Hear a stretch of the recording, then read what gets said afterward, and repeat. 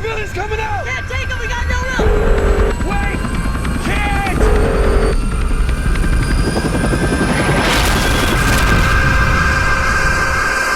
Trailers for Battle Los Angeles has been easily hyped by the public. They had a huge build-up to an alien invasion cliche on a huge scope. For something this big, I felt there was no way I could have missed out on it. And as much as I get tired of alien invasions, I had to view it myself.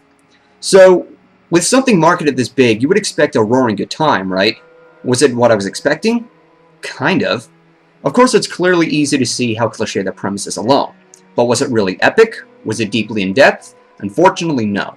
But nevertheless, it was what I was expecting. We're centered on Sergeant Michael Nance, played by Aaron Eckhart, as he plans his retirement before he's then dragged back in as a lieutenant with new recruits, due to the alien invasion.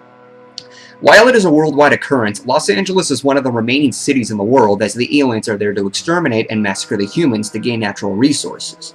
Mostly water. It's their fuel and energy to their resources. Kind of odd, but whatever.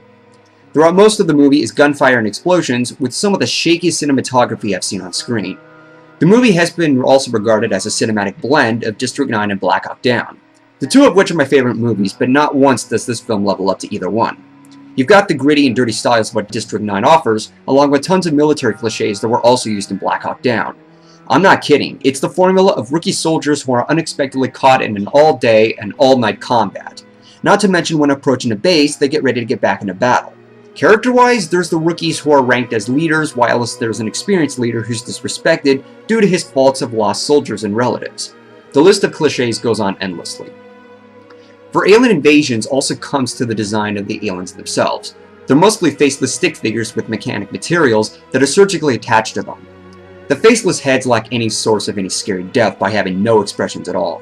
See, to me, trying to be scary without faces is like having a gun be threatening without its barrel. You need the actual expressions to give the motivation. 3 eyes, 4 eyes, or anything more than faceless can come off scarier. In addition, they mostly carry 2 arms and 2 legs. This is too close to the human representation, and I think that's a bit of a problem. I like it when aliens carry non-human figures, adding 3 or more legs or so whereabouts, for preventing anything from being too predictable. You take Independence Day for instance. They carry biomechanic suits while carrying tentacle figures that can possess anyone. These are non-human features that work despite being a cliche movie. The prawns at District 9 appeared more buggy, which is probable to an alien's appearance. Aliens are ambiguous and undefined.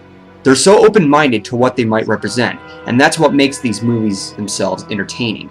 The aliens in Battle Los Angeles is too human represented.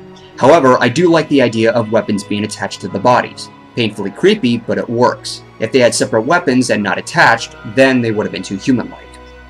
As far as the design goes overall, it's a hit and miss.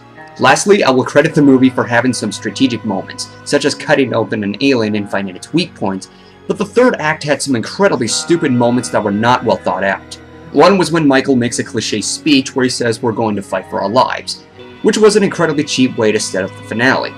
At an earlier scene, they discovered that their radio wave signals were picked up by the aliens, thus giving away their positions. In fact, Michael made a use of that by attaching one of the radios to a gas station, which had one of the spaceships track it and blow itself up from where the radio was.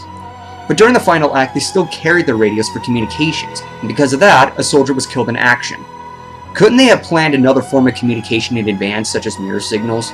Military soldiers do use those, so what was wrong with that? Despite how deeply flawed it was, Battle Los Angeles was okay. It's mildly entertaining if you can get past the overlong action scenes and watching the soldiers periodically yell at each other. It does the job providing some action explosions and attributing to older alien invasion B movies, or so whereabouts when thinking about the concept that's been around for a long time. In addition, I love how the producers made Los Angeles look completely massacred. It's done so much better than what I saw in Independence Day. So it's pretty much every generation that we get this kind of movie. I still prefer other alien invasion flicks, but I enjoyed the movie nonetheless. If you plan to watch this large-budget B movie, knock yourself out.